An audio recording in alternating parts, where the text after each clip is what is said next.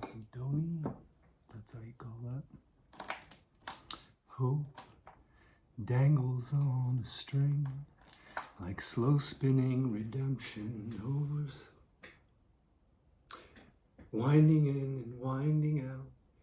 The shine of it has caught my eye and rendered me so hypnotizing, so mesmerizing. I am certain now that I am vindicated. I am selfish, I am wrong, but I am right. I swear I'm right.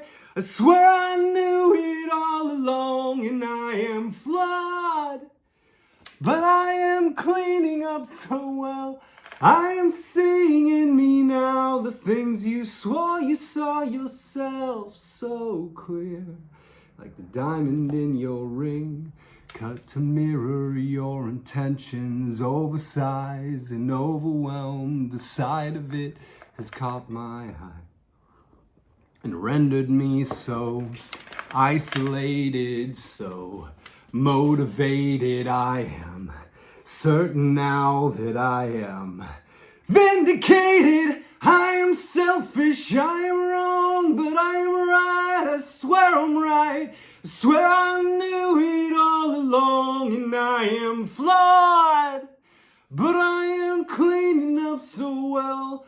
I am seeing in me now the things you swore you saw yourself. So turn up the corners of your lips, bite them and feel my fingertips. Trace a moment for forever.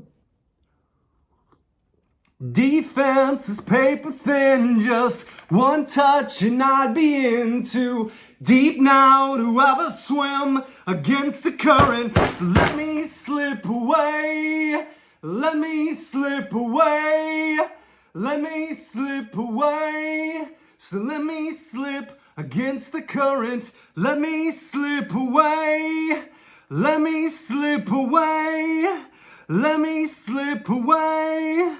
Let me slip away. Vindicated. I am selfish. I am wrong, but I am right. I swear I'm right. I swear I knew it all along, and I am flawed, but I am cleaning up so well. I am seeing in me now the things you swore you saw yourself so clear. Right at the end, you gotta forget the lyrics. Like hope dangles on a string, like slow spinning redemption.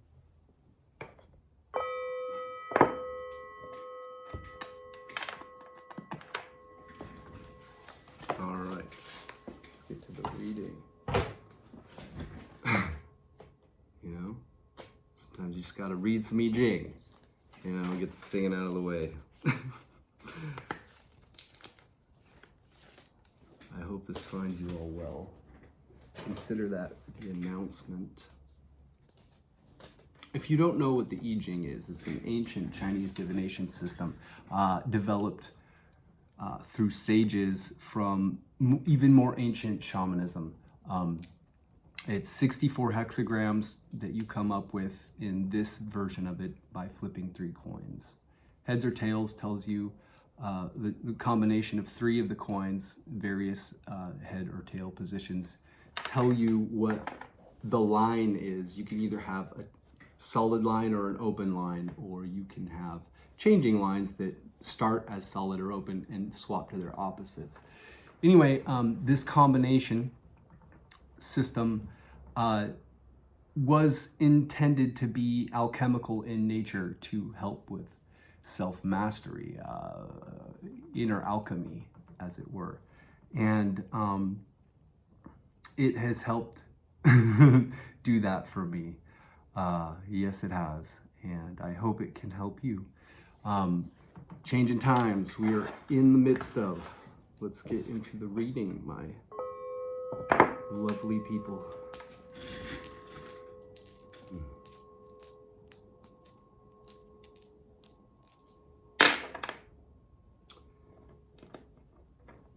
One head, two tails.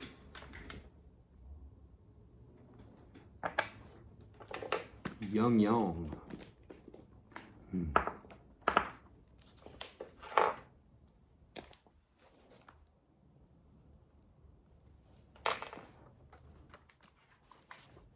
Whoa, baby.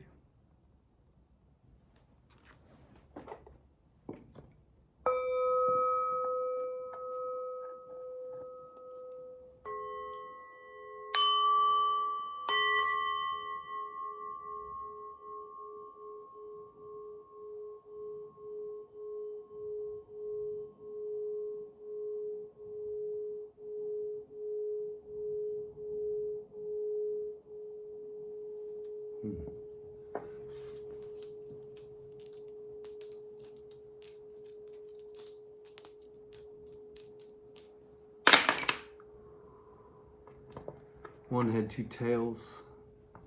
Yang yang.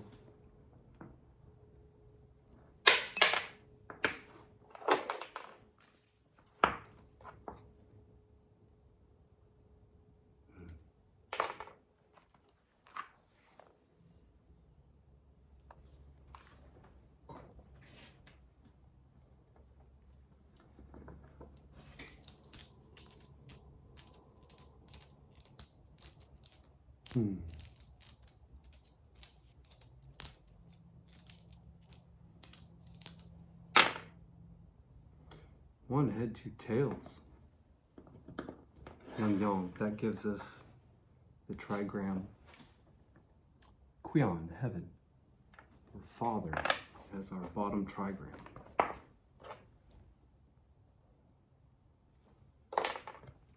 Very auspicious.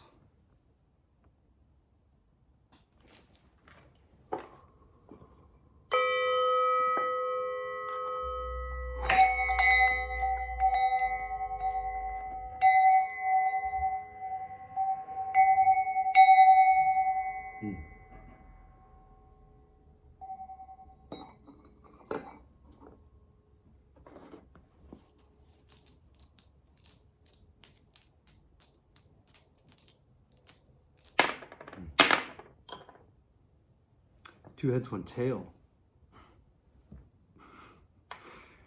Yang yin.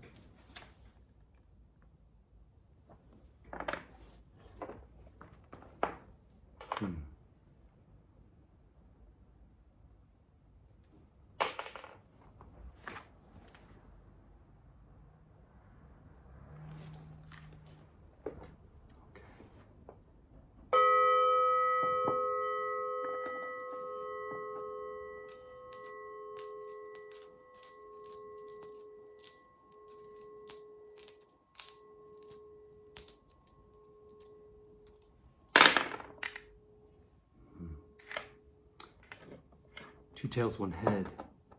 Yang yang.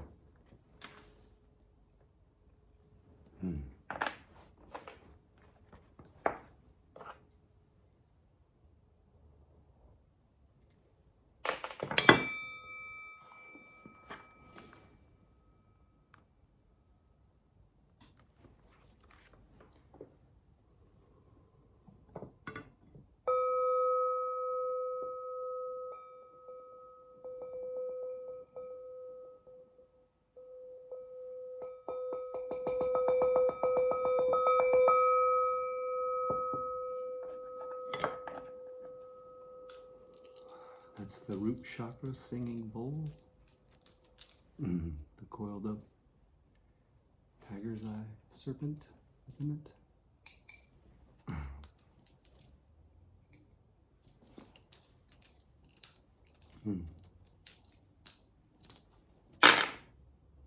Three heads are better than one.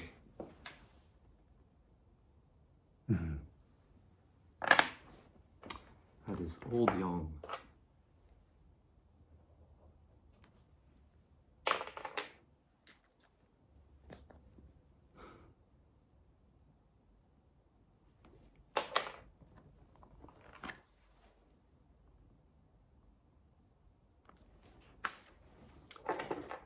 Before we get into all of our assigning trigrams and hexagrams. We will read 4 short passages chosen by my son earlier. He has good taste. Pete the Cat by James Dean, as it turned out to be. Pete the Cat, Sir Pete the Brave. Meet Sir Pete. He is the bravest and coolest knight in all of Cat Kingdom. He wears a suit of armor and a helmet. He even carries a sword.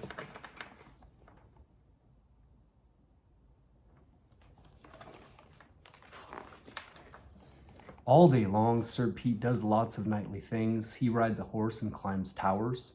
At dinner, Sir Pete listens to Lady Callie play the harp. Lady Callie is awesome. Bravo, Sir Pete yells at the end of each song. He claps louder than anyone. One night, while Lady Callie plays beautifully, someone casts a spell, and everyone falls asleep, even Sir Pete. When everyone wakes up, Lady Callie is gone. Oh no, says Sir Pete the Brave. I know what to do. I will find Lady Callie and save her. So off Sir Pete goes to save Lady Callie.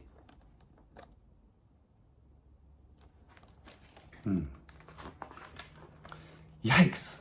Sir Pete falls into a giant hole. Who could have made such a huge hole? The hole is a dragon's footprint. Follow the footprints, Sir Pete says to his horse. The dragon must have taken Lady Callie. The footprints stop. Where did the dragon go? Sir Pete looks up.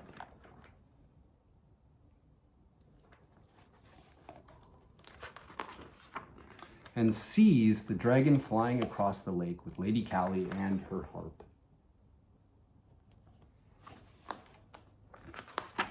Who took all the sweet tunes? Sir Pete can't fly. How will he get across the lake? He gets an idea. He can row. Across the lake he goes. Sir Pete gets to the other side of the lake. He spots a dragon cave. The dragon and Lady Callie must be inside the cave. He has to go inside, but it is very dark.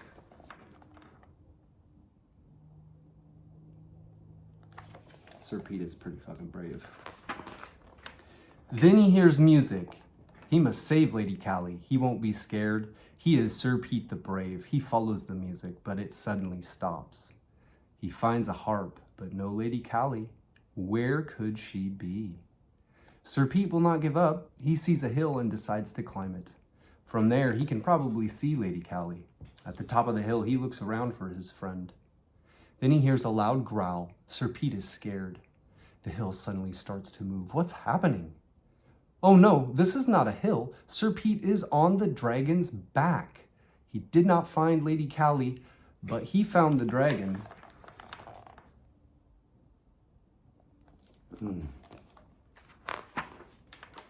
Sir Pete knows what to do. He slides down the dragon's back as quickly as possible. Hopefully the dragon does not eat Sir Pete. The dragon feels something ticklish on his back and sees Pete. The dragon lets out a mighty roar. Sir Pete is in trouble. Then, out of nowhere, he hears a familiar voice. Sir Pete, says Lady Callie, I will save you. Save me, says Sir Pete, but I came to save you. Sir Pete and Lady Callie start to argue about who is saving who. They stop fighting, though, when it starts to rain. But wait, there are no rain clouds inside a cave. Sir Pete and Lady Callie look up and see the dragon crying. Why is the dragon crying? What's wrong? Asks Lady Callie. I just wanted to sing along, the dragon sobs, but people get scared when they see me because I am so huge and have sharp teeth. I did not want to scare anybody. Sir Pete and Lady Callie feel bad for making the dragon sad. I have an idea, says Sir Pete. Will you give us a ride? The dragon flies Sir Pete and Lady Callie home. Everyone is happy to see them. At first, they are scared of the dragon. He's our friend, says Lady Callie. Everyone is no longer scared of the dragon. You don't need a great voice to make music, says Sir Pete. Just good friends. The dragon smiles. He can finally sing along. The dragon joins the song. 3 cheers for Lady Callie and Sir Pete the Brave. All right. See, I told you he has good taste. I'm not gonna lie to anybody. Pete the cat's train trip. Pete the cat cannot wait to visit his grandma with his mom and his brother Bob. They get to ride on a train. Make sure you don't lose your ticket, says Mom. She gives one ticket to Pete and one to Bob.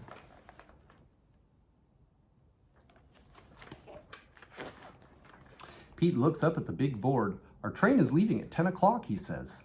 A train speeds by. That's not our train, that's a cargo train, Bob tells Pete. It's finally 10 o'clock and the train arrives at the station. All aboard, calls the conductor. Pete is so excited.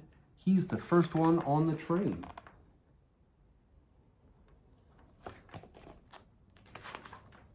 Pete's mom finds 3 seats together. I can't wait to see Grandma, says Bob.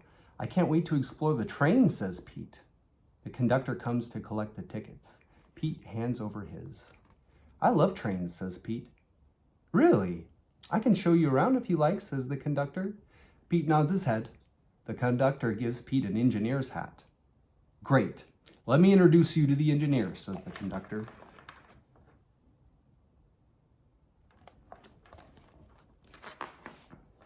Pete follows the conductor from car to car as the floor rumbles under his feet. Wow, Pete says when they get to the caboose. We're going over a bridge. Pete sees his mom and Bob. They are at the snack bar. I got this for you, says Bob. You'll find in these stories that Bob is actually a pretty awesome older brother, it seems like. At least stories that I've read thus far. Pete follows the conductor. He goes to the front of the train. Come in, says the engineer. Wow, Pete says. The engineer shows him the engine and how everything works. The engineer shows Pete the train's brakes. Look, there's a tunnel up ahead.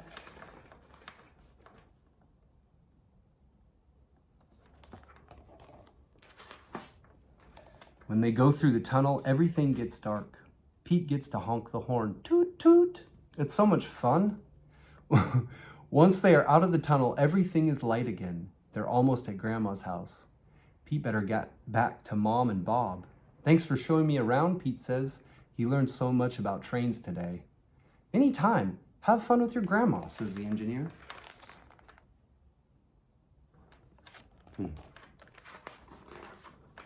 Pete walks back to his seat where Mom and Bob are. It is a much longer walk than he remembered.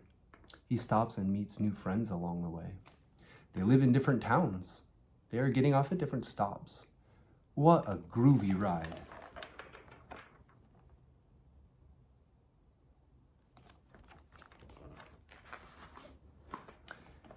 There's Pete's seat. It's good to see Mom again. We are getting off at the next stop, says Mom. Pete is happy he made it back to his seat in time. He can't wait to see Grandma. Toot toot! Pete looks out the window and sees Grandma! He waves at her from the window. Once the train doors open, Pete is the first one off the train. He rushes over to give Grandma a big hug. It feels good. How was the ride over? Asked Grandma. It was groovy. I got a cool hat and met the engineer, says Pete. Pete loves riding on the train. He even drew a picture of the train for Grandma. Grandma loves it. What a special day. Can I show you this picture? Please. Apologies. Get all our pictures in here. Anyway, so on to passage 3.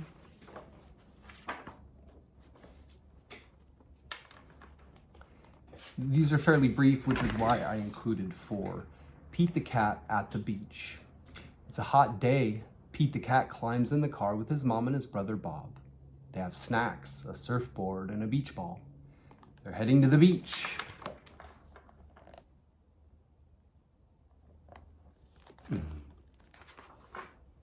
Pete finds the perfect spot in the sand for their blanket.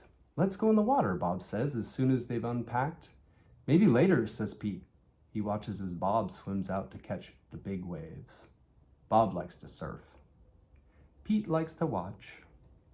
It doesn't take long for Pete to get hot sitting in the sun. I'm hot, says Pete. Why don't you join your brother in the water, asks Mom. Maybe later, says Pete. He decides to make a sandcastle instead. He is hot, but at least he's having fun. His mom helps him build the castle nice and tall.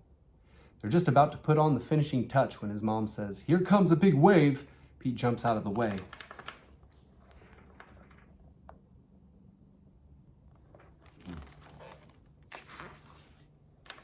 Pete's castle is washed away by the wave. Bummer, thinks Pete. He looks out at the water and watches Bob ride a big wave. Wow, says Pete. That looks like fun. Come on, Pete, says Mom, let's take a walk. There's lots to see on the beach. They find seashells, tide pools, and a crab. It buries itself in the sand to stay cool, says Mom. Pete wishes he could be cool. He decides, he's so uncool. He decides to get his feet wet. Ah, thinks Pete. The water does feel pretty good on my hot feet.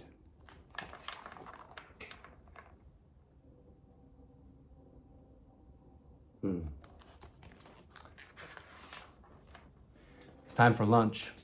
Bob swims in from the ocean to join Pete and his mom. They eat sandwiches and drink cool lemonade.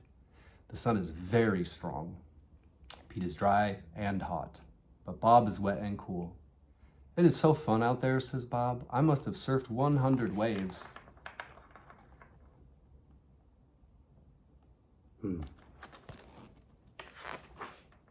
After lunch, Pete asks Bob to play catch with him. No thanks, says Bob. I want to surf. I'll play ball with you, says Pete's mom. They toss the ball back and forth. They get hotter and hotter in the sun. Let's get our feet wet, says Mom. Okay, says Pete, but just our feet. The water is cool. It feels good. Pete gets a little brave and goes deeper and deeper into the water. He's got fish on his swimming trunks.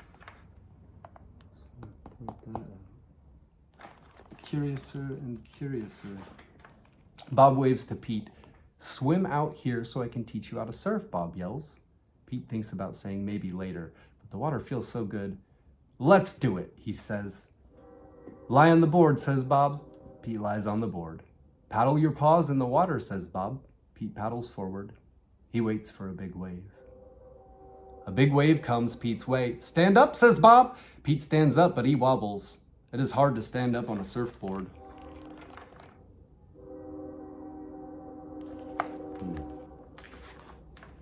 Pete falls in the water. It was a little scary, but it did not hurt.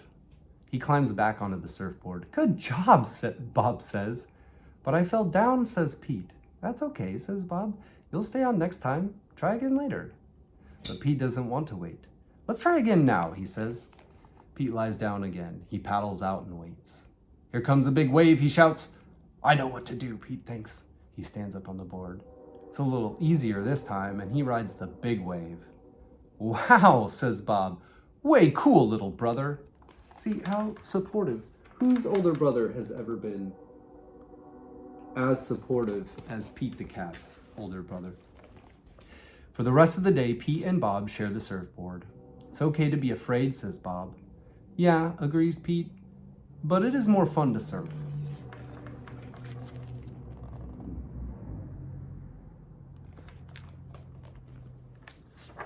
And Pete the cat, construction, destruction. Recess, Pete shouts as the bell rings, but when Pete goes outside to play, oh no, the playground is a disaster. The swings are broken. The slide is rusty. The sandbox is full of weeds. How can we play out here, asks Pete. Somebody should clean this up. That gives Pete an idea.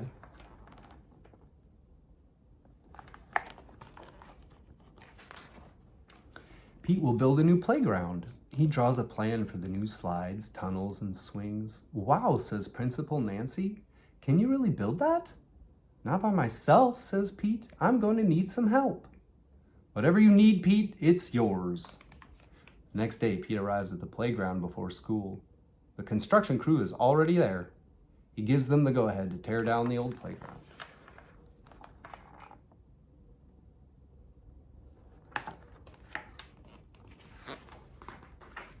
Creak, crash, down goes the slide. Clink, clank, down go the swings. Bang, boom, down goes the tower. Honk, honk, a truck arrives to recycle the metal. The new playground equipment arrives. It's time to get to work. The cement mixer pours concrete. The dump truck brings sand and dirt. The backhoe digs. The whole team gets the job done. Building a playground is hard work.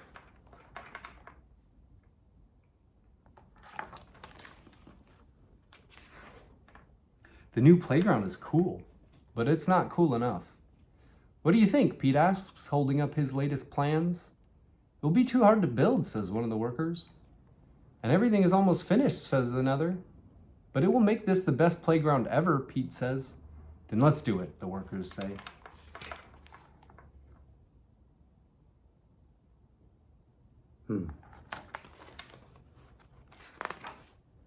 Screwdrivers twist in screws, wrenches tighten the nuts. The workers try to make everything perfect.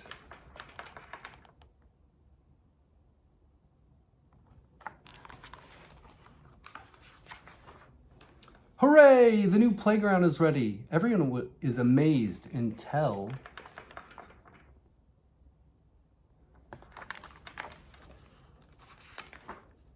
smash, crunch, thud. Oh no, says Principal Nancy as the new playground crashes to the ground. The pieces are all mixed up. Everyone is disappointed, except for Pete.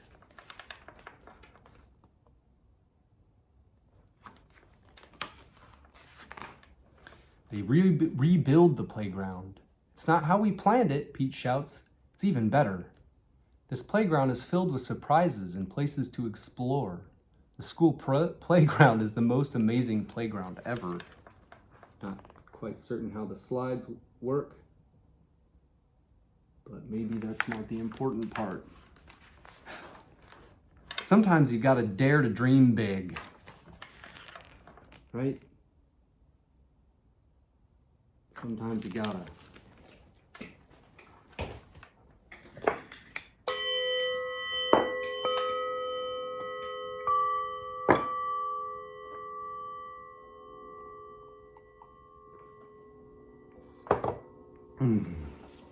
All right. Now to read our trigrams and hexagrams. As I said, the bottom trigram, 3 solid lines in a row, solid, solid, solid, or whole, whole, whole, is the trigram Qian, heaven, or father. Qian is superhuman cosmic law.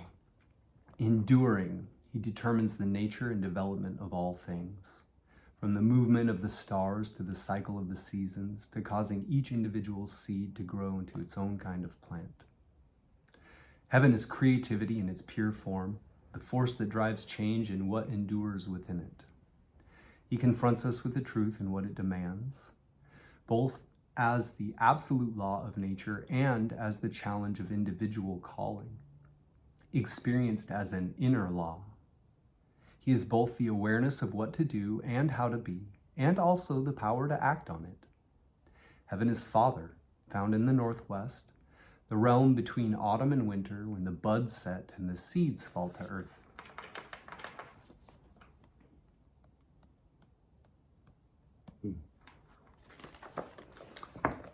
And then our top or outer trigram will be read initially as open, whole, whole, or broken, solid, solid, which is Xun, thunder?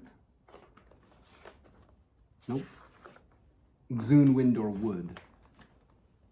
Xun is both wind and living plants, whatever penetrates, spreads, and grows, shaping itself to the space available or shaping that space to its own nature. She is responsive flexibility, sensitively improvising and adapting. Like the wind, she can always find a way through because she never creates any resistance, and so her influence is subtle and gradual, but far-reaching. In the family of trigrams, Xun is the eldest daughter, gentle and submissive. She belongs to the southeast and to late spring and early summer.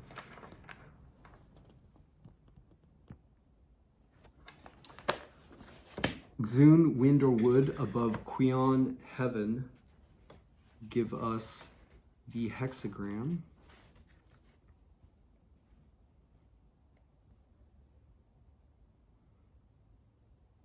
9 as our primary hexagram. Yep. Once our top or outer trigram transforms, its 6th line transforms from an old yang to a young yin, that will give us broken, solid, broken, or open, whole, open, which is the trigram Kan, water. Kan is deep water, flowing and formless. He is the complement of Li, dark where Li is bright. Li is fire and light. Unconscious to her sharp lucidity, and represents a more fluid, intuitive, and emotional way of perceiving. This is danger, exposure, and solitude, and the need to respond with courageous self-reliance when confronted by the haunting unknown. Water is the middle sun, situated in the north, associated with midwinter and midnight. Center sun?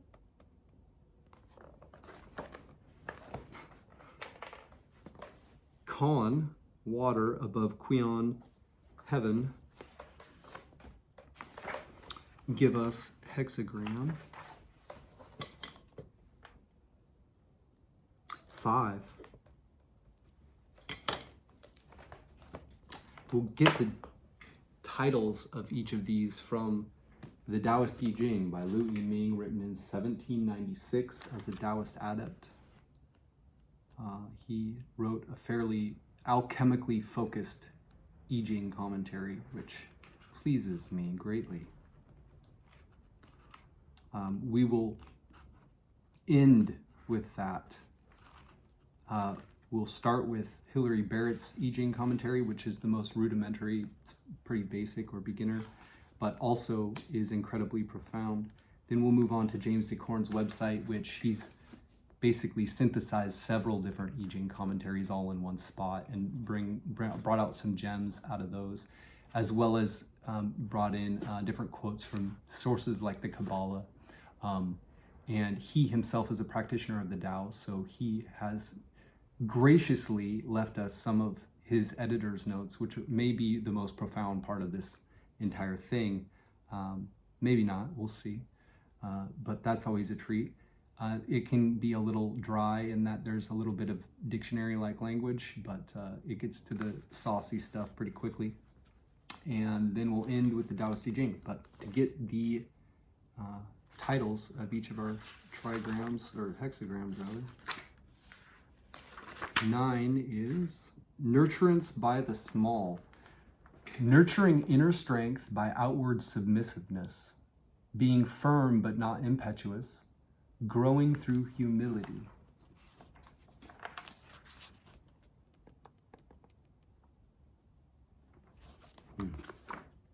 Nurturance by the small.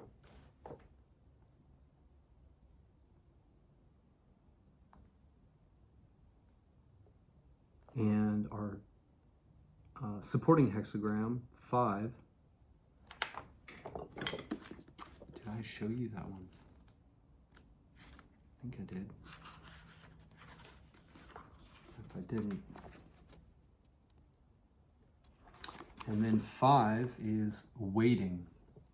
Waiting for the proper timing in gathering primal energy, gradually restoring the primordial in the midst of the temporal.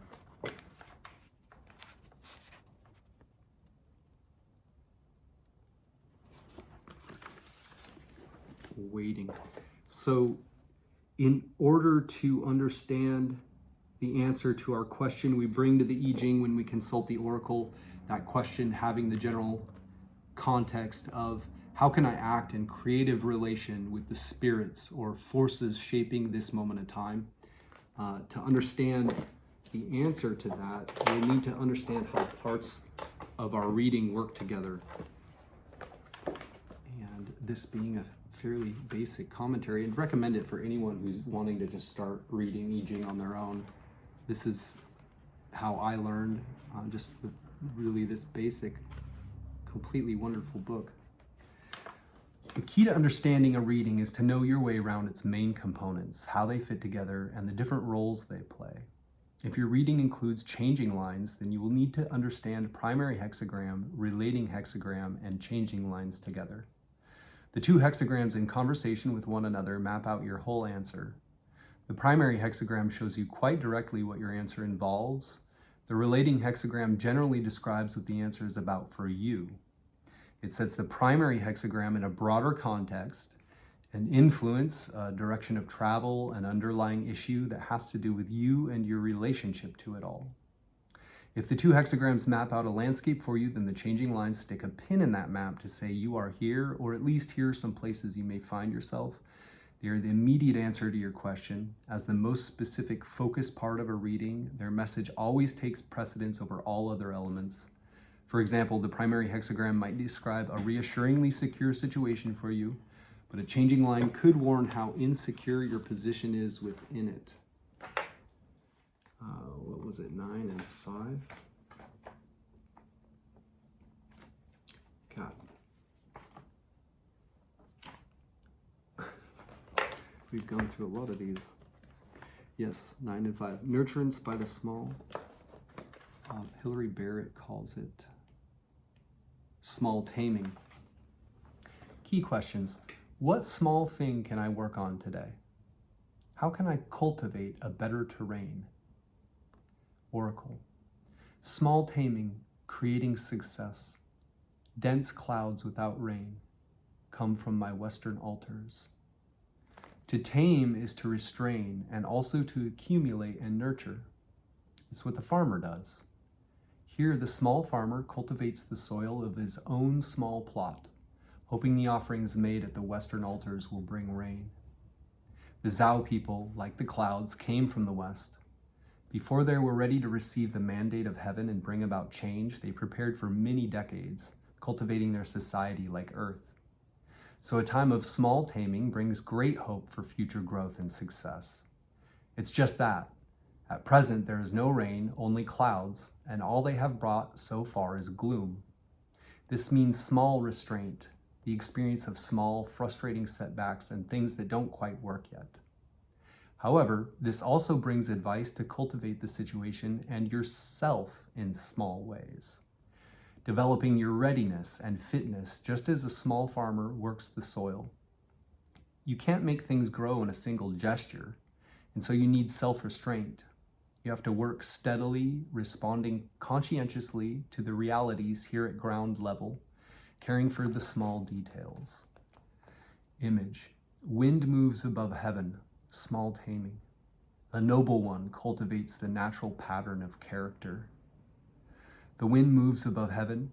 It doesn't yet bring rain to earth. It is directed by the inner creative force of heaven, naturally moving with it. Inwardly, there are unchanging principles. Outwardly, your actions gradually take on the shape of those inner principles. This is self-cultivation that aligns you with a creative power. It concentrates on growing potential rather than bringing about results. Sequence. Small taming follows from hexagram 8, seeking union. Seeking union naturally has occasion to tame things, and so small taming follows. You have freely chosen where you belong and with whom, following your natural affinities. Now, if any of the potential you were drawn to is to be realized, you need to begin the detailed work. After the homesteader has entered virgin territory and chosen his own plot, he must get up next morning and every morning to work the soil, one weed at a time. Pair. Small taming forms a pair with hexagram 10, treading. Small taming is solitary. Treading does not come to rest. Seeking to relate to the power that will make greater things possible, first you prepare alone and learn its nature. Then you develop the capacity to move with it constantly.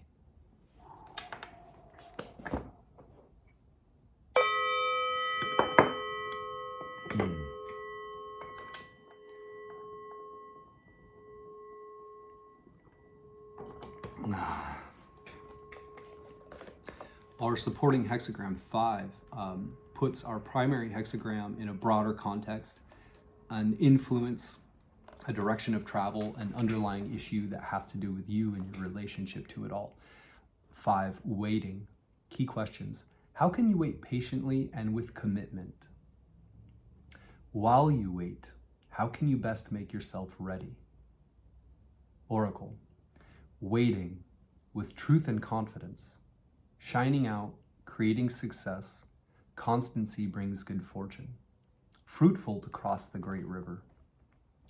You wait for what you need, like a farmer waiting for the weather to change. The last one was about farming. Did we? All right, wow. Farm themes. This is not a passive state.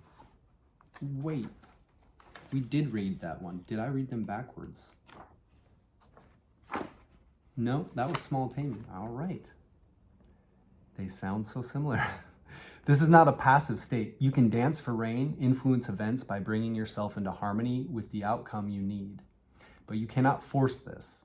You can only attend to it. You will need patience. It may all take much longer than you had imagined. When you are fully present in waiting, your intense attention shines out like a beacon, beginning a creative engagement with the world, not by working on anything, but by waiting on it and holding your faith. And in crossing the river, committing yourself to go as far as you can towards what you're waiting for, you begin the transition into the world where it is real. Image. The clouds are above heaven, waiting. A noble one eats, drinks, and relaxes with music. Got a picture of all these people sitting down at a table together. Oh. It's like the fellowship of the One Ring. Right? A noble one doesn't hover anxiously in the doorway watching the skies. Instead, with sureness and constancy in his heart and fluidity in his actions, he thrives in the present moment. Feasting when you can't cultivate your fields shows confidence, and it keeps you rested and prepared for the moment when you can act. In ancient China, where the ancestral spirits helped to bring better weather, you would invite them to share your meals, revitalizing your relationship with what provides for you. Sequence. Waiting follows from Hexagram 4, not knowing. Young things cannot do without nourishment, and so waiting follows. Waiting means the way of eating and drinking. Naturally, young things don't spring instantly into a state of full growth, and nor does wisdom or knowing. They must be nourished patiently over time. Pair. Waiting forms a pair with Hexagram 6, arguing. Waiting means no progress. Arguing means no connection. Lacking what you need, you could challenge the injustice and argue your case, or wait and have faith. Though you're not moving forward, you might be inviting help and connection.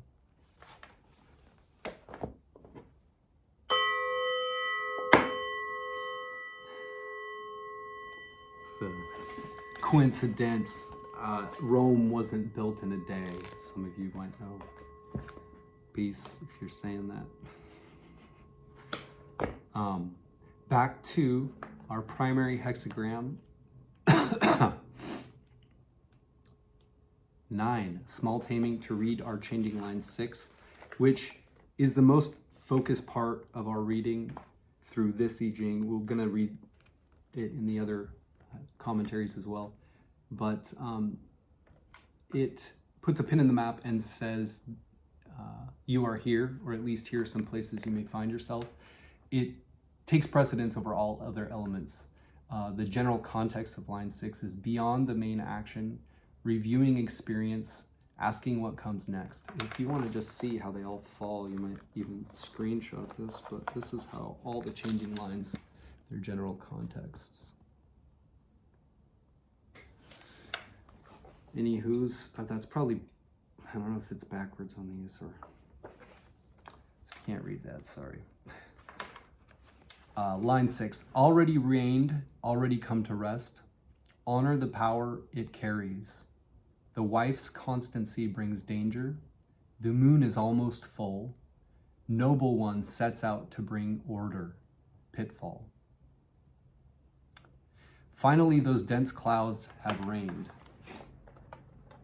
You've received what you need for now. The energy is there for the crops to grow. Honor this in all its wonderful, unknowable potential. The wife is defining and creating a home. The noble one is defining and creating a kingdom, with military expeditions to bring order to its furthest regions. Yet there comes a point when their realm can't be made any safer, and the drive for more certainty becomes counterproductive. The moon is almost full. The nights almost at their brightest, but the moon won't get any fuller than full. The rain has already come. You can't get it to rain for next year, too, just to make sure. The cycle turns, and all that remains to be cultivated now is patience and faith.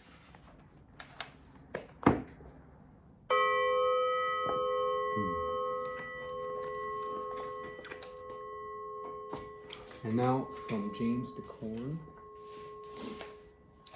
his Gnostic Book of Changes. I've left links to his site in the description box below. If you want to read more, I won't be reading every single passage out of his I Ching commentary. Just the sweet points that poke out at me.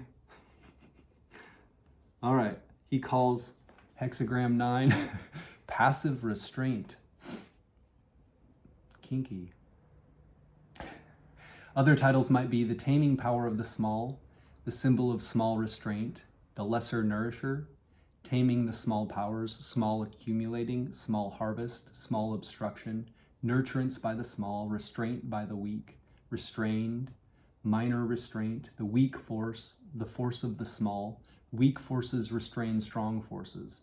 A quote from D.F. Hook. The restraint is small, success follows.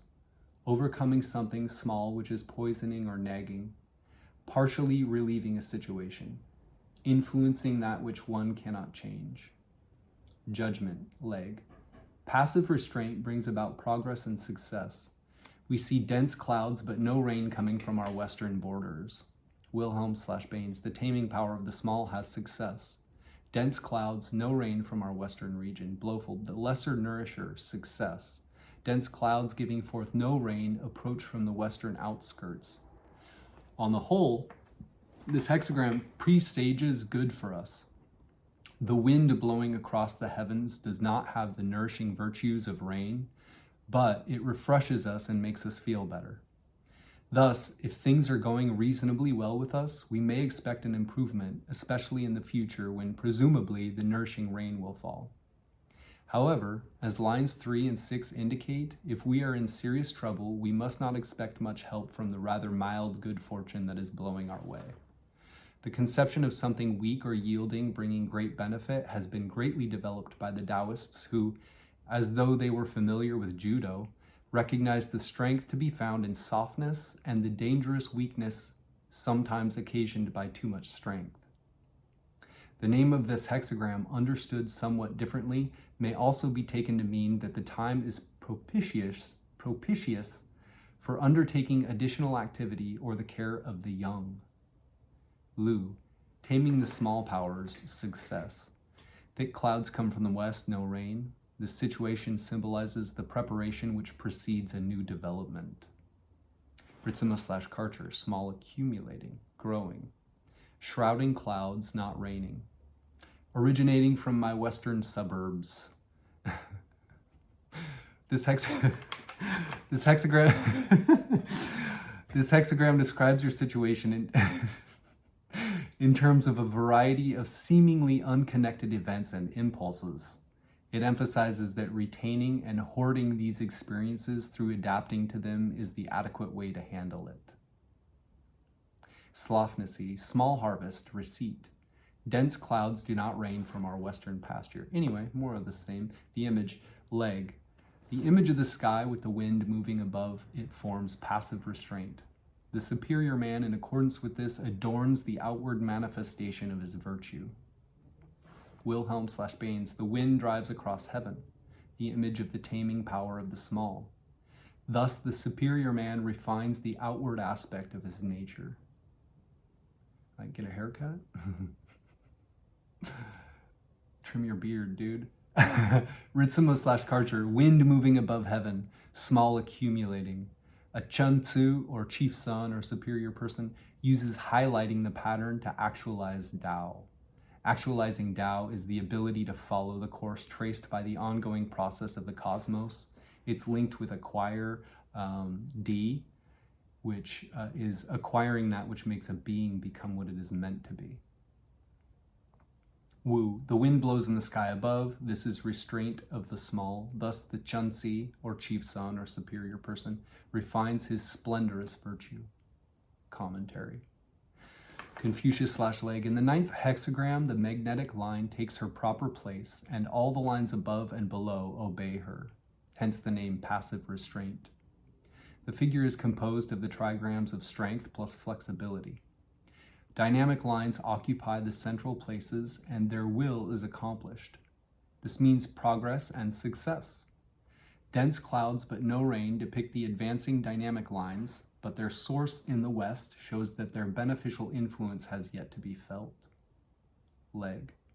The symbolism of the hexagram passive restraint is taken from the magnetic line in the 4th place, which holds all of the dynamic lines in restraint. This is because the 4th place is properly passive, magnetic, and the response of the other lines is therefore one of submission to her authority.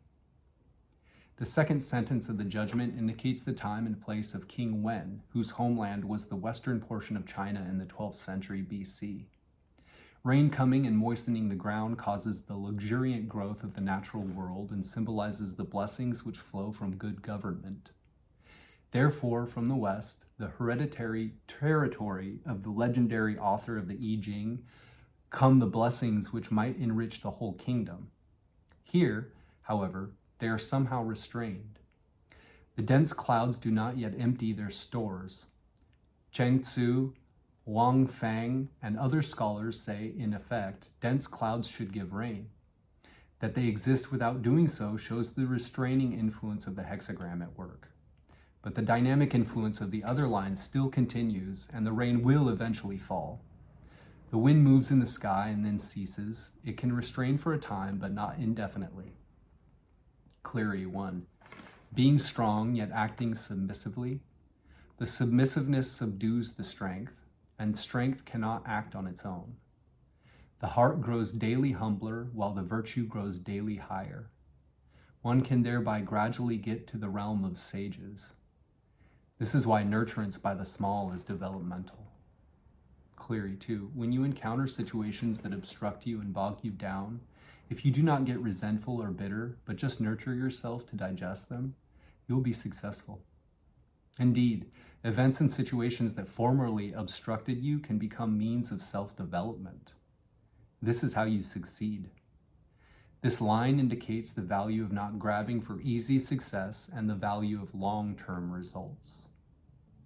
Wu. Restraint of the small means literally small accumulation or small restraint. Small is another name for yin. Small accumulation or small restraint can also mean accumulation or restraint of the yin. When there are clouds but no rain, it means that something has intervened and prevented the cycle from completion. The judgment simply means many factors can derail a potential success, and we should weigh them carefully before making a decision. Anthony. Our influence is limited by the circumstances. We should avoid ambition to make progress, as this exerts a negative pressure on people. It also indicates that we do not yet trust our path of non-action or the power of truth to change the situation.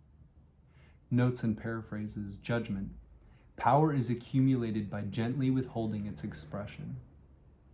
The superior man transforms his insights into components of his conscious will, or he works on his outer conscious as opposed to inner unconscious awareness, or he lives his beliefs. Wilhelm's translation of the title of this hexagram is The Taming Power of the Small. I have substituted passive restraint as a phrase more compatible with contemporary English. The titles rendered by the other translators, in my opinion, do not convey the meaning of the hexagram.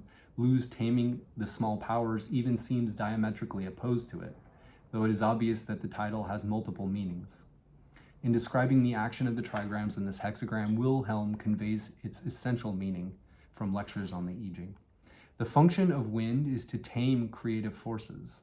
to accumulate these and to make them visible. It is exceedingly difficult to understand this relationship of forces because the power used here is not expressed with might, but it is the softest, gentlest force imaginable.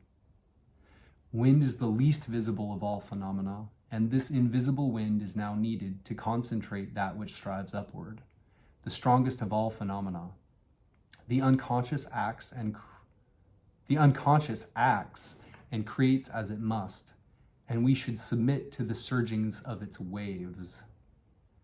Only in the peripheral region, in the small free zone of consciousness, can work be taken up each day, and whatever needs refining can be refined.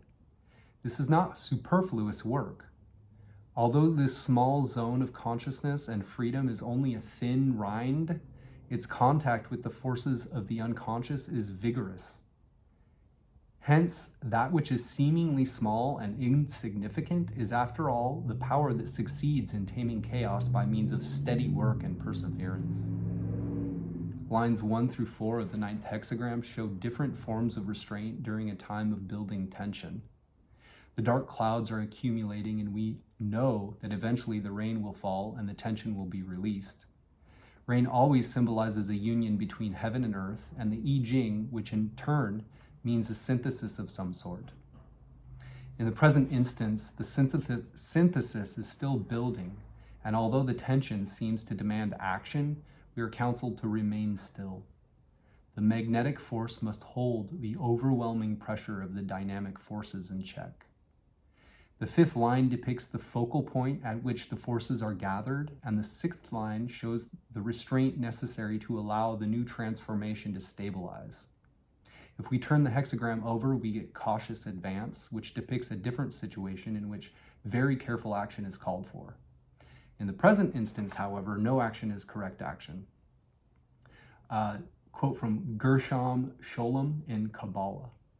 Through the activity of divine providence, an abundance of blessings descends on the creatures, but this awakening of the power of providence is dependent on the deeds of created beings, on awakening from below.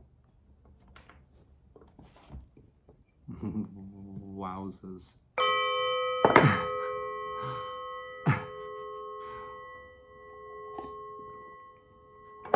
This is all very real. It's all happening. All right. Our supporting hexagram 5, weighting, it puts our primary hexagram in a broader context and influence, a direction of travel, an underlying issue that has to do with you and your relationship to it all. Other titles might be nourishment, calculated in action, attending, biding one's time, nourishment through inaction, waiting for nourishment, moistened.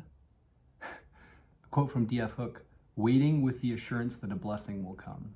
Gotta wait for the big wave, says Bob. Leg, waiting intimates that with sincerity and firmness there will be brilliant success and good fortune. It will be advantageous to cross the great stream. Wilhelm/Baines, waiting, if you are sincere, you have light and success. Perseverance brings good fortune. It furthers one to cross the great water. Blofeld, calculated in action, or exhibiting the power to wait, and the confidence of others win brilliant success. Righteous persistence brings good fortune. It will be advantageous to cross the great river, or sea. The significance of this hexagram is that inaction while awaiting the outcome of events will enable us to avoid a danger now threatening. Firmness, clarity of mind, and success in winning the confidence of others are now demanded of us. With them, our undertakings will prosper. Moreover, this period of inaction is a good time in which to go on a journey, or else for relaxation and enjoyment. Lou, waiting. If you are sincere, you will have glory, light, and success. Continuing leads to good fortune. It is of benefit to cross the great water, to travel to remote places. Ho, ho, ho. Ritzema/Karcher, attending, possessing conformity, shining, growing, trial, significant. Harvesting, wading the great river. Editor, possessing conformity is translated as inner and outer are in accord. Confidence of the spirits has been captured. You gotta catch them all. This hexagram describes your situation in terms of being compelled to wait for and serve something. It emphasizes that fixing your attention on what is required while waiting carefully for the right moment to act is the adequate way to handle it. To be in accord with the time you are told to. Attend. Sloughnessy. Moistened. There is a return, radiant receipt. Determination is auspicious, beneficial to ford the great river. Waiting indicates having confidence. It is brilliant and pervasive and auspicious to be persevering. It will be advantageous to cross the big river. The image. Leg. The image of clouds ascending over the sky forms waiting. The superior man, in accordance with this, eats and drinks, feasts and enjoys himself as if there were nothing else to employ him. Wilhelm/Baines, clouds rise up to heaven, the image of waiting. Thus the superior man eats and drinks, is joyous and of good cheer. Ritsuma/Karcher, above clouds with respect to heaven, attending. A Chun Tzu, or chief son or superior person, uses drinking and taking in to repose delighting.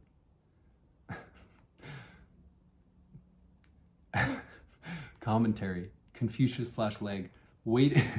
Waiting shows peril in front, but its subject does not allow himself to be involved in the dangerous defile.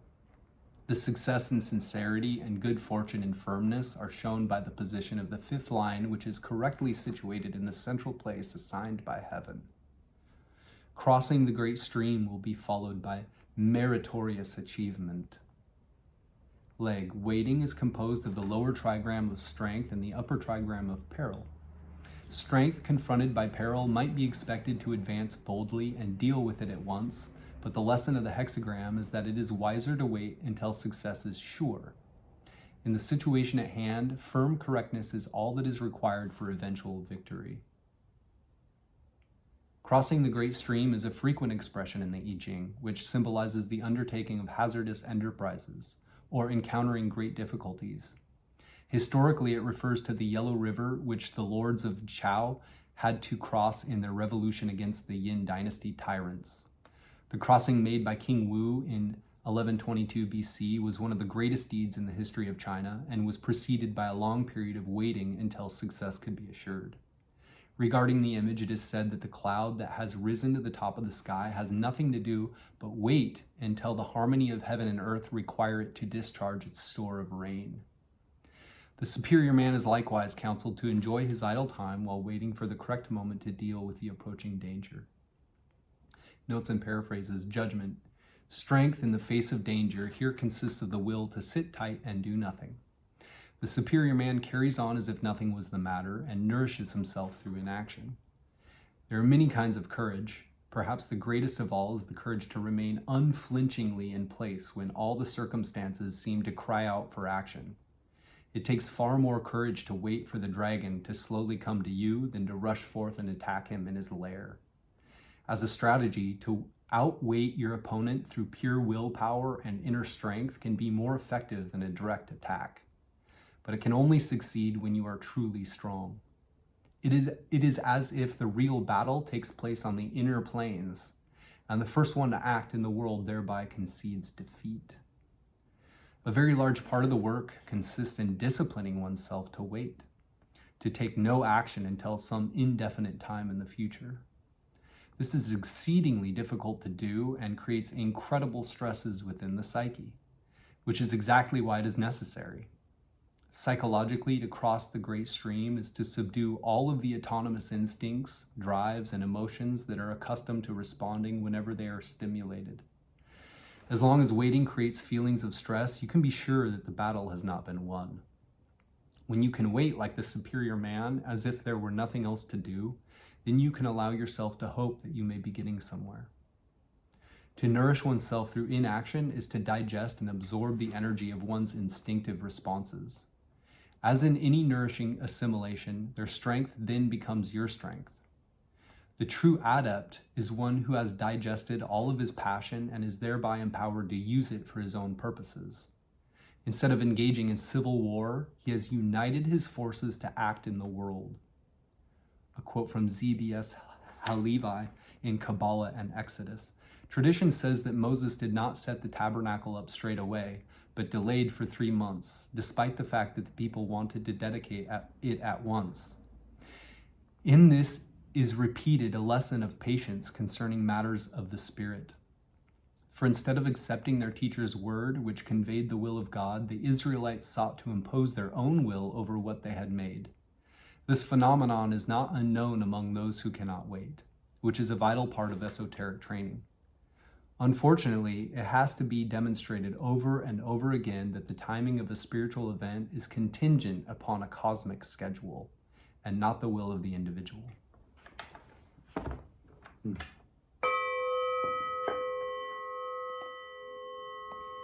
Going back to our primary hexagram 9, passive restraint, we will read our changing line 6, which has the general context of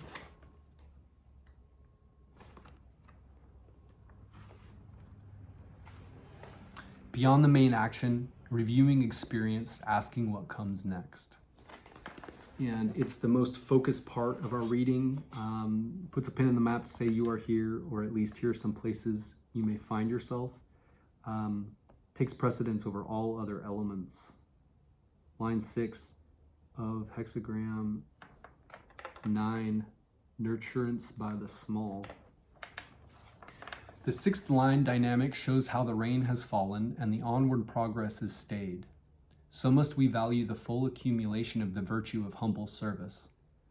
But a wife exercising restraint, however firm and correct she may be, is in the position of peril, and like the moon approaching to the full. If the superior man prosecutes his measures in such circumstances, there will be evil. Wilhelm/Baines, the rain comes, there is rest. This is due to the lasting effect of character. Perseverance brings the woman into danger. The moon is nearly full. If the superior man persists, misfortune comes. Blowfold, the rains are falling and a time of rest has come. The virtue continues to increase. At this moment, persistence would bring serious trouble to women. Were the superior man to venture forth at the time of the full moon, he would be courting calamity. Lu, it is raining, one can rest, respected for one's virtues. Continuing to hesitate like a woman brings danger. The moon is almost full. If the superior man sets forth misfortune, Ritzema/Karcher, already rain, already abiding, honoring, actualizing Tao, carrying. The wife, trial, adversity, the moon almost facing, a Chunsu or chief son or superior person, chastising, pitfall. Actualized Tao, the ability to follow the course traced by the ongoing process of the cosmos, linked with acquire, D, acquiring that which makes a being become what it is meant to be. Slofnacy, having reigned and having stopped, he still gets to ride. For a maiden to determine is auspicious. The moon is almost full. For the gentleman, to be upright is inauspicious. All right, it's got to have a dark side. Cleary, 1. It has rained and settled, esteeming virtue, putting the wife on top. Though she be chaste, there is danger. The moon is almost full. It bodes ill for the superior person to go on an expedition. Wu, the rain has come and it has brought comfort to people. Those who are virtuous deserve it. The woman is in a difficult situation despite her proper conduct. The moon is almost full. It will be foreboding for the Chunsi to be venturesome. The chief son. Commentary. Confucius/Leg, the power of passive restraint has accumulated to the full. If the superior man prosecutes his measures, he will find himself obstructed. Wilhelm/Baines, the rain comes, there is rest. This is the continuously cumulative effect of character. If the superior man persists, misfortune comes, for there might be doubts. Blowfold, the first sentence indicates that our stock of virtues is mounting. That about the superior man indicates that we may expect trouble. Ritzema/Karcher, actualizing Tao, amassing, carrying indeed. Possessing a place to doubt indeed. Cleary, it having reigned and settled represents full development of inner qualities. It is unlucky for a leader to go on an expedition as there is some doubt. Wu, only those who have accumulated virtues deserve good fortune. His action raises doubts about his judgment. Leg, in line 6, the idea of the hexagram has run its course. The harmony of nature is restored, the rain falls, and the onward march of the dynamic lines should now stop. But passive restraint that has achieved such a result, if it plume itself on it, will be in the perilous position of the full moon, which can now only wane. Let the superior man, when he has attained his end, remain in quiet. Restraint is at its height, and the restrained should keep still for a time. The paragraph is metrical, and we have a couplet. Low, rain low, rest the power is full. Good man, hold hard, obstructions rule. Notes and paraphrases, Sue. Bit by bit, the man achieves success. This should be valued, but not pushed too far. When the moon is full, waning is inevitable. Quiescence is in order. Wing, you have won the battle. Rest and consolidate your position now and restrain yourself from going after the entire war. Caution, adversity is on the rise. If you attempt to push ahead, you will meet with misfortune. Editor, rain symbolizes the union of heaven and earth, and the issue from such union is always a new synthesis of forces. The judgment describes dense clouds, but no rain, an image of tension and its impending resolution. Here, that resolution has taken place. It is now time to rest and allow the synthesis to stabilize. The image of the wife in peril during a waxing moon suggests that continuing to push forward could result in an uncontrollable emotional release. Rest and relaxation are called for to reduce tension. If this is the only changing line, the new hexagram becomes number 5, waiting. That's how it worked for us, obviously, reinforcing the idea that inaction is the proper response now. Sometimes one gets this line when anxiously importuning the oracle. It is telling you to relax and cease striving. Ritsama/Karcher render actualized Tao to ability to follow the course. Yeah, we know that. Hush. Adversity, Li, as danger, threatening, malevolent demon. It indicates a spirit or ghost that seeks revenge by inflicting suffering upon the living.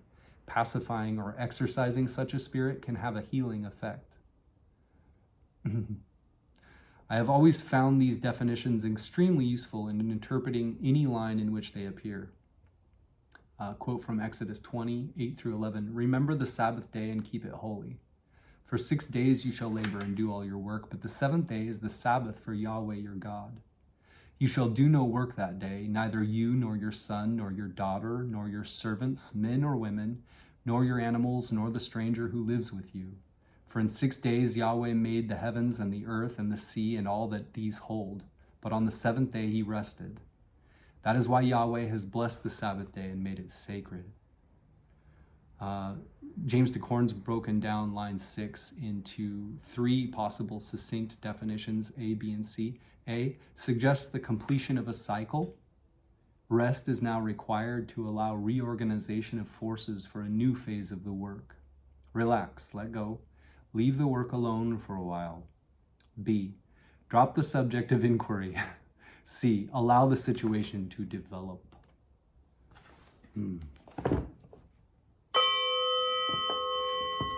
Indeed.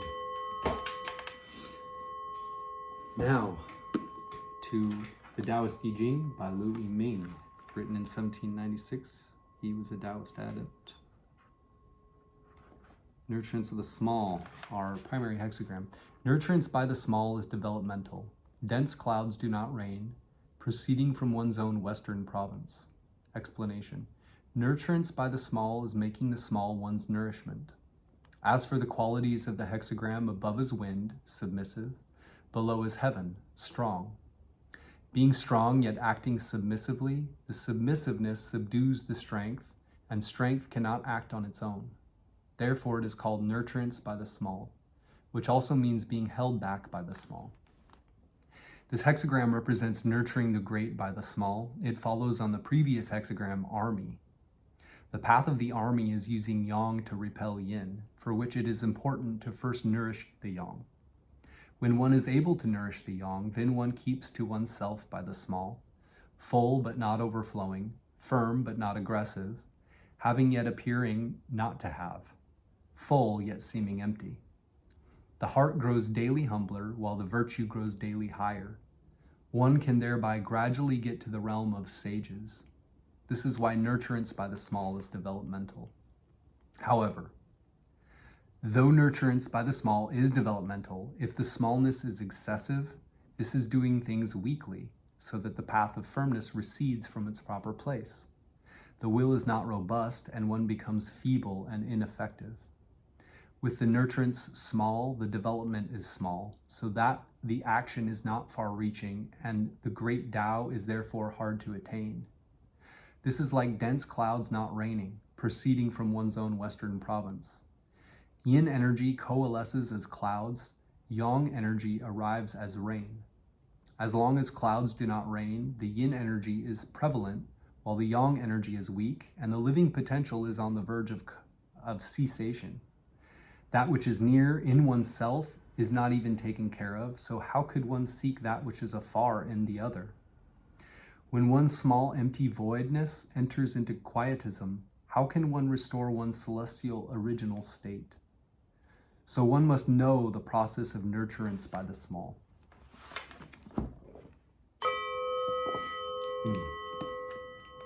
We will turn to hexagram 5, our supporting hexagram, which puts our primary hexagram in a broader context, an influence, a direction of travel, an underlying issue that has to do with you and your relationship to it all.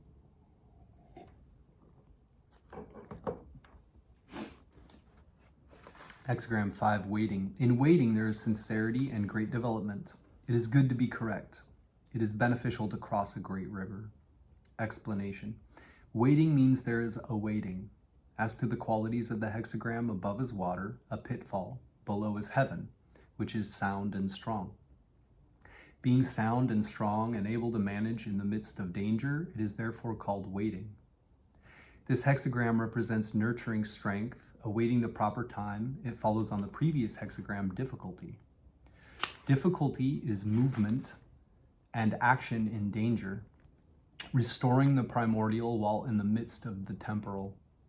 Therefore, one travels the path of strength and firmness and takes the true yang fallen in water out, i.e., one takes the primordial out of the conditioned. However, when the yang has been trapped in water for a long time, it is not possible to get out of danger immediately. One must lead it on gradually, waiting for the proper time to gather it. One cannot presume upon one's strength and set about the task impetuously. That would bring on danger. People give rise to yin from the culmination of yang. The yang in the center of heaven runs into the palace of earth, so that earth is filled in and becomes water. The yin in the center of earth enters the palace of heaven, so that heaven is hollowed and becomes fire. At this point, working with false yin and false yang, the strong becomes weak and the submissive becomes stubborn. The intent is not sincere and the mind is not right. Being aggressive, one is not aware of danger and is not receptive enough to notice obstacles. One acts dangerously, hoping for the remote chance of luck, knowing no limits. Now, if you want to get out of danger, it is necessary to know danger. Being able to recognize danger is being able to believe it is dangerous. Once you believe in the danger, you have inner control.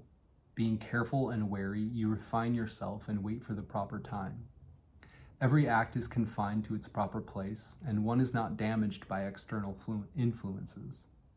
Therefore, in the path of waiting, there is sincerity and great development, gaining good fortune by being correct. Having sincerity and great development means believing in danger and being able to cope with it. That correctness is good means that by maintaining correctness, you can be free from danger. Once you believe in the danger and keep to what is right, you fend off danger by strength and firmness and use danger to nurture strength and firmness, awaiting the time to move forward and enter the lair looking for the tiger.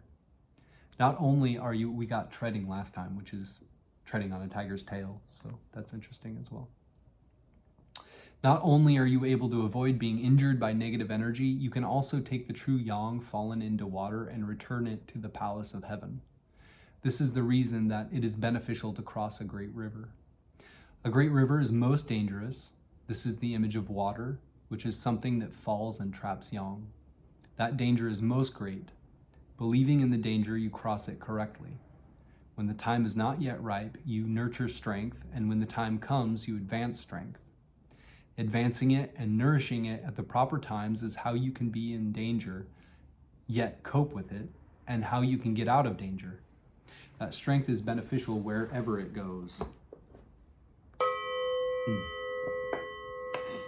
Turning back to our primary hexagram 9, we will read our changing line 6, which is our most focused part of the reading. It puts a pin in the map to say you are here, or at least here, some places you may find yourself. It takes precedence over all other elements. Its general context is beyond the main action, reviewing experience, asking what comes next. What does come next? Changing line 6 of hexagram 9, Nurturance by the small. It is reigned and settled, esteeming virtue, putting the wife on top. Though she be chaste, there is danger. The moon is almost full. It bodes ill for the superior person to go on an expedition. Explanation. Firmness is in the position of flexibility at the end of nurturance by the small. This is like when it has rained and settled. Rain is that whereby extreme dryness is ended. Once it has rained, the yang energy is settled and does not rise too high. Once it is settled, the yang energy is harmonious and there is no need for rain. The reason cultivation of the Tao uses yin is just to control the vehemence of artificial yang. Once artificial yang has ceased, real yang should advance. The end of nurturance by the small is precisely the time for nurturance by the great. If one winds up small and cannot be great, yin then injures yang. This is like esteeming virtue and putting the wife on top, so the woman controls the authority. It is also like the moon nearing full, after which the light will gradually wane. If noble people who cultivate the Tao only know the small and do not know the great, they may thereby maintain quietude and solitary tranquility, without action or striving. But if they try to thereby fulfill their nature and reach their destiny, to travel the path to its further reaches, they will only call misfortune upon themselves. This is the nurturance of ending up small and not knowing the great. As we observe nurturance as represented in the 6 lines, though nurturance by the small basically is developmental, it is all a matter of how a person is small. If the smallness is appropriate, then one can nurture greatness by smallness and bring about good results. If the smallness is inappropriate, then one will damage greatness by smallness and bring on calamity. Students should first thoroughly investigate the process within smallness.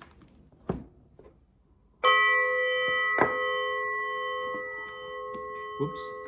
We're also going to read the commentary section on each of these in the back, which often is a little more alchemically focused. So, and it doesn't have our changing line in it. Primary hexagram 9, small nurturance. Wind below, heaven above. Wind blowing up in the sky is small nurturance. Thus do superior people beautify cultured qualities. Small nurturance is smallness of development. Above is wind, below is heaven. This is wind blowing up in the sky. When wind blows on the earth by its circulation of air to myriad beings, its nurturance is extensive. When it blows up in the sky, it can only relieve heat, so its nurturance is small. This is the image of small nurturance. What superior people see in this is that the science of fulfilling nature and comprehending life is the great work of appropriating yin and yang, taking over evolution, reversing the process of life and death, taking charge of the pivotal mechanism. It cannot be carried out by those who have not received mental transmission of the science, but if great nurturance is impossible, then small nurturance is still called for, whereby to beautify cultured qualities. Beautification means adornment. Culture means the pattern of manners and conduct. Even though manners and conduct are not the great matter of cultivation of spiritual virtue, nevertheless, those who cultivate spiritual virtue should not slight manners and conduct. Examples of cultured qualities are being equanimous and agreeable in dealing with people, being respectful and serious in performing service, being thorough and precise in activity, being careful and prudent in speech, concealing one's strength and acting with flexibility, observing what has gone before and being mindful of consequences, being serene and unhurried. One will naturally not act in any way that is impetuous or causes loss of character. This is like the wind blowing in the sky, relieving the heat. When one cultivates one's character to the point where irascibility and impetuosity vanish, then one is capable of small nurturance and also capable of great nurturance.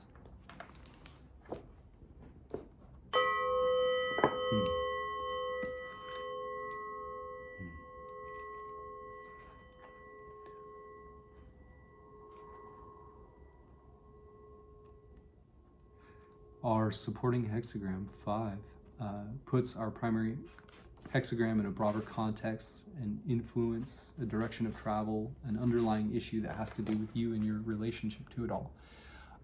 Waiting, hexagram 5, water above, heaven below.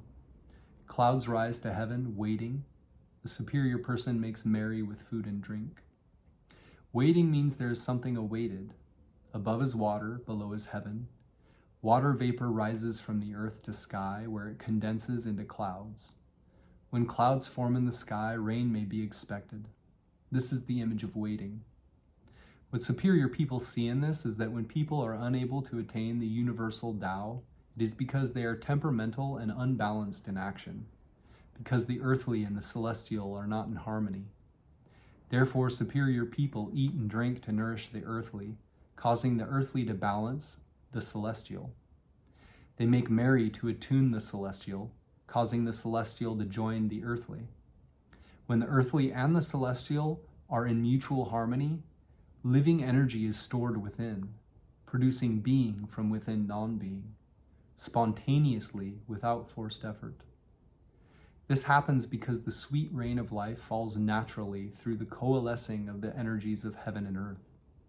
The sprouts of living potential grow when the energies of yin and yang commune.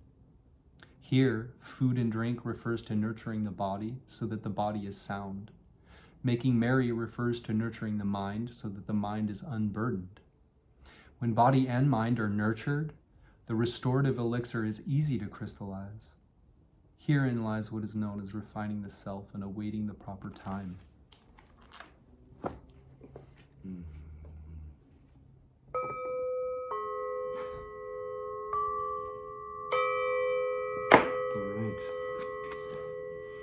We'll pick a randomly card-drawn chapter from the Tao Te Ching and close it off.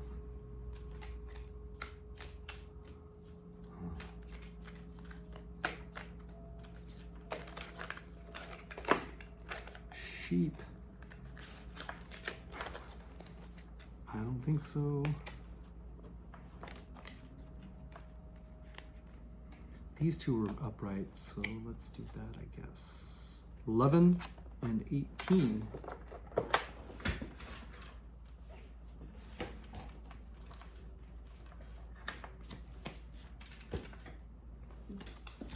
This translation of the Tao Te Ching is by Jia Fu Fang and Jane English. 11, chapter 11 in the Tao Te Ching. 30 spokes share a wheel's hub. It is the center hole that makes it useful. Shape clay into a vessel. It is the space within that makes it useful. Cut doors and windows for a room. It is the holes which make it useful. Therefore, profit comes from what is there. Usefulness from what is not there.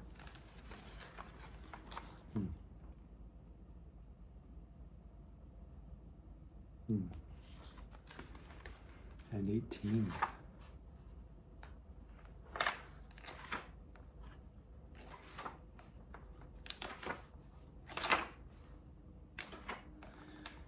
When the great Tao is forgotten, kindness and morality arise.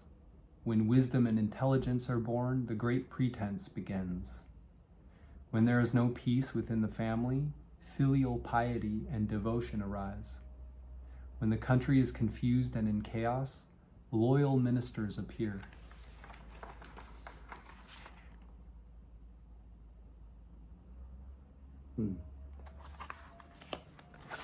Amen.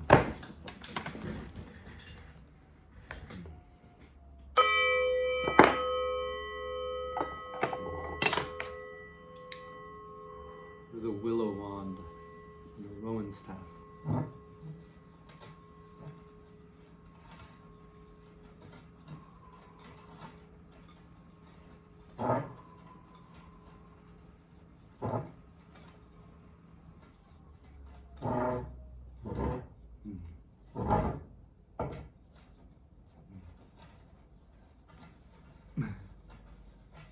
It's easier with this more slender.